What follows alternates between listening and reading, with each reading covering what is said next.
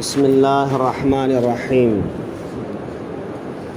اللہم صلی علی سیدنا و مولانا محمد بارک وسلم صلاۃ و سلاما علیک یا رسول اللہ صلی اللہ علیہ وآلہ وسلم ثم عفونا عنکم من بعد ذالکم لعلکم تشکرون، پھر اس کے بعد ہم نے تمہیں معافی دی کہ کہیں تم احسان مانو۔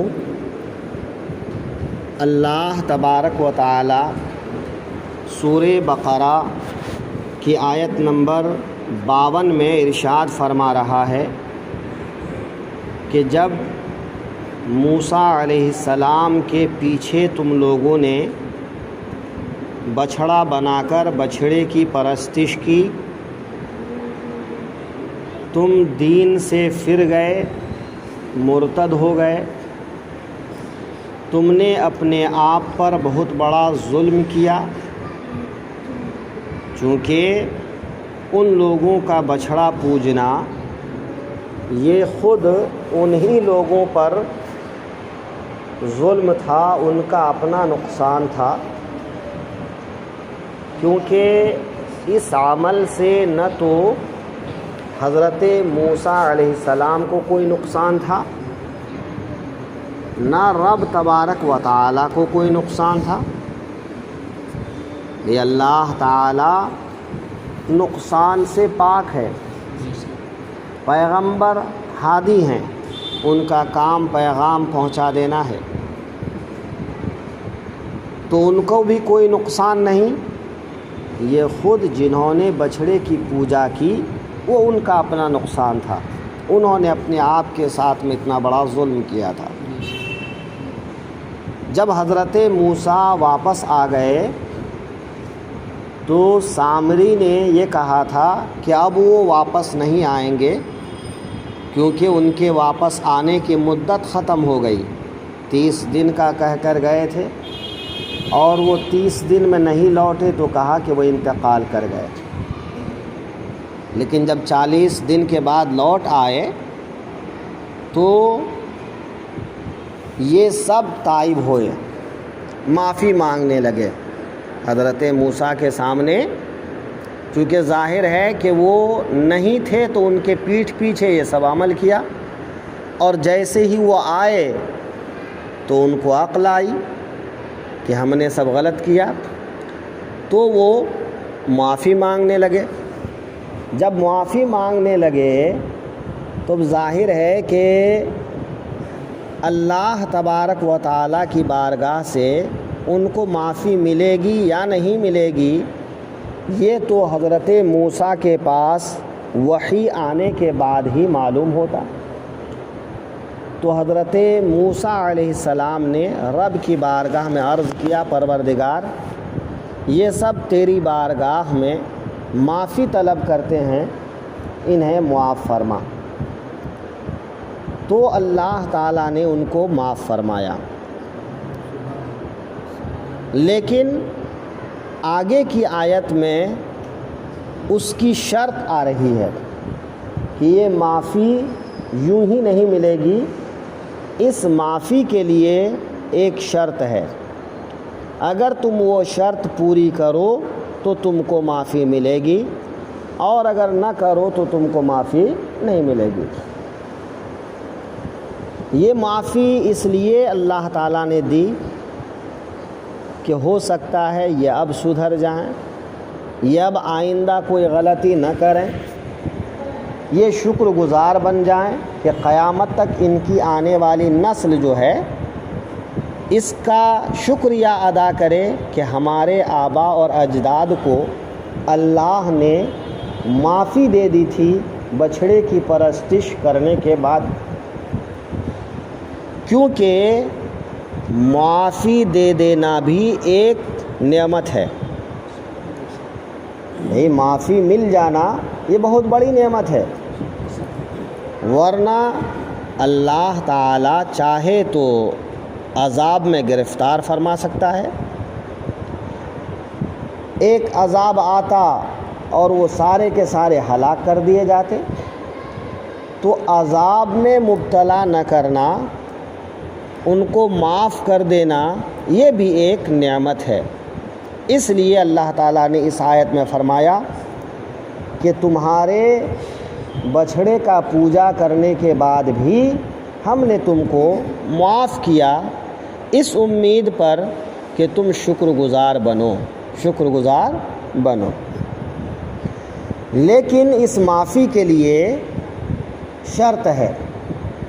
آگے کی آیت میں حضرت موسیٰ علیہ السلام کو جو کتاب عطا کی گئی، اس کتاب کا تذکرہ ہے کہ وہ کتاب ہم نے موسیٰ علیہ السلام کو اس لیے دی تاکہ حق اور باطل کے درمیان فرق ہو جائے، تمیز ہو جائے، تم کو معلوم پڑ جائے کہ کیا غلط ہے اور کیا صحیح ہے، اس کے تفصیلی احکام تمہارے پاس آ جائے۔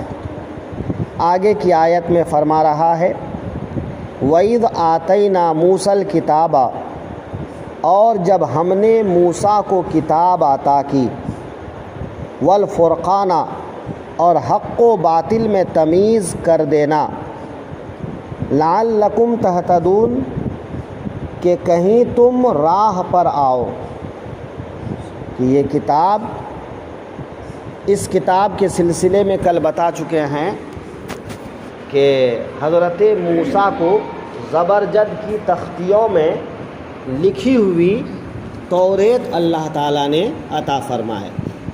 وہ 7 تختیاں تھیں، لیکن جب حضرت موسیٰ علیہ السلام قوم کے سامنے آئے اور اس طرح سے ان کو دیکھا تو غصے میں آ گئے اور تختیاں ہاتھ سے چھوٹ کر گر گئیں، یا وہ غصے کی حالت میں گرا دیے کہ ان میں سے 6 تختیاں اٹھا لی گئیں، صرف ایک تختی بچی جو تورات کی شکل میں۔ اب تو ان لوگوں نے اس میں بہت تحریف کر دیا ہے، حضرت موسیٰ کے زمانے میں اور کچھ بعد تک جو توریت ان کے پاس میں موجود رہی تھی، تو اس میں صرف جو ہے حلال و حرام کا بیان تھا اور ضروری چیزوں کا بیان تھا۔ تفصیلی بیان جن تختیوں میں تھا وہ سب اٹھا لیے گئے۔ تو اللہ تعالیٰ نے حق اور باطل کو اس کتاب کے ذریعے سے ظاہر کر دیا۔ اس کے بعد حضرت موسیٰ علیہ السلام نے اپنی باتوں سے بہت سی چیزوں کا حکم دیا، بہت سی چیزوں سے منع فرمائے۔ تو یہ بھی اللہ تعالیٰ کی طرف سے وحی تھی۔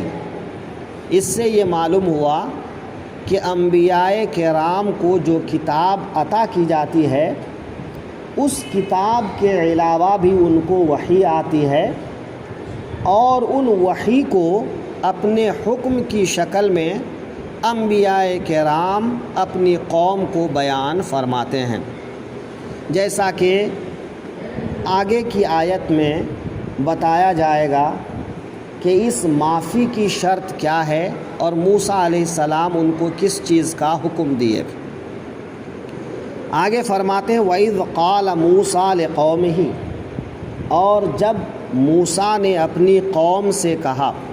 اپنی قوم، حالانکہ جو لوگ بچھڑے کی پرستش میں مبتلا ہو گئے تھے وہ تو دین سے پھر گئے تھے، تو دین سے پھرنے والوں کو اپنی قوم کہنا کیسے صحیح ہوگا؟ تو قوم جو ہے کبھی دین میں ایک ہونے کے لحاظ سے بولا جاتا ہے، کبھی ایک وطن میں رہنے کی وجہ سے بولا جاتا ہے، اور کبھی ایک قبیلے اور ایک خاندان میں ہونے کی وجہ سے بولا جاتا ہے۔ تو یہاں حضرت موسیٰ نے ان لوگوں کو جو اپنی قوم کہا وہ اس لحاظ سے کہ یہ سب بنی اسرائیلی تھے، یہ سب انہی کے قوم والے تھے، انہی کے وطن والے تھے، اگرچہ یہ دین سے پھر گئے تھے۔ تو یہ بھی حضرت موسیٰ کی طرف سے لطف و عنایت ہے کہ دین سے پھر جانے کے بعد بھی ان کو اپنی قوم کہا کہ اے میری قوم تم نے یہ کیا کیا، اب جب تم نے یہ غلطی کی تو تم کو اس غلطی کی سزا بھگتنی ہوگی۔ بھئی کسی غلطی پر اس کی سزا مل جائے اور سزا ملنے کے بعد وہ غلطی سے آدمی پاک ہو جائے، یہ بڑی نعمت ہے۔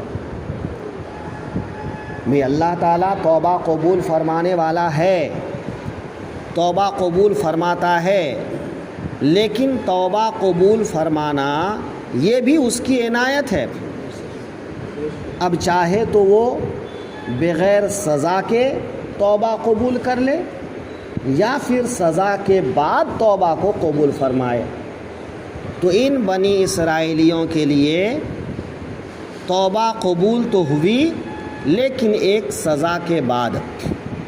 سزا کیا دی؟ یا قومی، اے میری قوم، انکم ظلمتم، بے شک تم لوگوں نے ظلم کیا، انفسکم، اپنی جانوں پر۔ انفسکم نفس، نفس امارہ، نفس لوامہ، نفس مطمئنہ، اور کبھی نفس خود اپنے آپ کے لیے، اپنی ذات کے لیے، کبھی عین کے لیے بولا جاتا ہے۔ تو یہاں مراد ہے اپنی ذات، کہ تم لوگوں نے اپنی ذات پر، اپنے آپ پر ظلم کیا۔ کس طرح سے ظلم کیا؟ باتخاذکم العجل، بچھڑے کو بنانے کی وجہ سے۔ یہاں باتخاذکم العجل میں اگر یہ کہا جائے کہ بچھڑے کو ان لوگوں نے معبود بنایا تھا اور یہاں معبود کا لفظ پوشیدہ ہے، تب تو معنی بالکل ٹھیک ہے کہ بچھڑے کو معبود بنانے کی وجہ سے تم نے اپنے آپ پر ظلم کیا۔ اور اگر معبود یہاں پر پوشیدہ نہ مانا جائے، صرف یہی کہا جائے کہ بچھڑا بنانے کی وجہ سے، تو چونکہ بچھڑا بنانے میں موسیٰ سامری کی ان لوگوں نے مدد کی تھی۔ بھئی بھٹی جلانے کے لیے، آگ بھڑکانے کے لیے، سونے پگھلانے کے لیے، اس کو رکھنے کے لیے جو خیمہ بنایا گیا، اس خیمے کو سجانے کے لیے، تو اس طرح سے بچھڑے کے بنانے سنوارنے میں لوگوں نے مدد کی تھی۔ تو کہا کہ بچھڑا بنانے کی وجہ سے تم نے اپنے آپ پر ظلم کیا۔ لیکن زیادہ بہتر یہ ہے کہ یہاں بچھڑا بنانا ہی نہیں بلکہ بچھڑے کو پوجنا، اس کی عبادت کرنا، اس کی وجہ سے انہوں نے اپنے آپ پر ظلم کیا، تو یہ زیادہ درست ہے۔ باتخاذکم العجل، بچھڑا بنا کر اپنی جانوں پر ظلم کیا۔ فتوبوا الی بارئکم، تو تم لوگ توبہ کرو اپنے خالق کی بارگاہ میں، اپنے خالق کی بارگاہ میں۔ باری یہ بری سے آیا ہے، بری کے معنی ہے، مختلف معنی ہے اس کا، لیکن اس کا ایک معنی ہوتا ہے خالق کے۔ تو یہاں پر مراد وہی خالق ہے کہ تم اپنے خالق کی طرف توبہ کرو۔ مطلب یہ توبہ کا مطالبہ میں اپنے لیے نہیں کر رہا۔ حضرت موسیٰ کیا فرماتے ہیں کہ یہ توبہ میری خاطر مت کرو یا قوم کے سامنے تمہاری آبرو رہ جائے اس لیے مت کرو، یہ توبہ دل کے اخلاص کے ساتھ کرو اور اپنے خالق و مالک کی بارگاہ میں کرو کہ وہ خالق و مالک تم کو معاف کر دے، کہ تم نے ان کو پوجنے کے بجائے، ان کی عبادت کرنے کے بجائے، ان کا دین قبول کر لینے کے بعد، ان کی ہدایت پا جانے کے بعد، چونکہ جب حضرت موسیٰ آئے تھے تو ہدایت کی بات بتا کر پوری قوم کو وہ ہدایت پر اکٹھا کر چکے تھے، تو پھر ہدایت ملنے کے بعد تم لوگ دین سے کیسے پھر گئے؟ تو تم نے اس رب کو ناراض کیا ہے، تو اس رب کی بارگاہ میں توبہ کرو۔ فتوبوا الی بارئکم، تم اپنے خالق اپنے پیدا کرنے والے کی بارگاہ میں توبہ کرو۔ اس میں ایک اشارہ یہ بھی ہے کہ تم کتنے احمق ہو کہ پیدا کرنے والے کو چھوڑ کر ایسی چیز کی پرستش میں لگ گئے جو تم نے اپنے ہاتھوں سے بنایا۔ تو یہ تمہاری بڑی حماقت ہے، بے وقوفی ہے کہ جو پیدا کرنے والا ہے اس کو چھوڑ دیا اور جسے تم نے اپنے ہاتھوں سے بنایا اسے معبود بنا لیا، اس کی پوجا کرنے لگے۔ تو اس میں جو ہے یہ اشارہ بھی موجود ہے۔ اب اس کی سزا کی شرط کیا ہے، اس کی سزا کیا ہے؟ فَاقْتُلُوا أَنفُسَكُمْ، تم لوگ اپنے آپ کو قتل کرو، اپنے آپ کو مار ڈالو۔ تو یہ اللہ کا بڑا کرم ہے کہ ہم لوگ نبی رحمت کی امت ہیں کہ ہم گناہ کرتے ہیں تو ہماری گناہ توبہ کے بعد اللہ معاف فرما دیتا ہے۔ ہاں، کچھ گناہ ایسے ہیں جن گناہ کا بدلہ قتل ہے۔ اگر کوئی آدمی ظلماً کسی آدمی کو جان بوجھ کر قتل کر دے تو اس کا قصاص لیا جائے گا، اس کی حکمت ہے، تو ایک الگ بات ہو گئی۔ کوئی شادی شدہ مرد یا عورت بدکاری کر لے اس کو رجم کیا جائے گا، اس کی ایک الگ حکمت ہے۔ لیکن عام طور پر اس امت کے گناہ توبہ سے معاف ہو جاتے ہیں۔ لیکن امت موسوی کے لیے معافی کے لیے اور ان بچھڑا پوجنے والوں کے لیے کیا شرط رکھا؟ فَاقْتُلُوا أَنفُسَكُمْ، تم لوگ اپنے آپ کو مار ڈالو۔ اپنے آپ کو کیسے مارو گے؟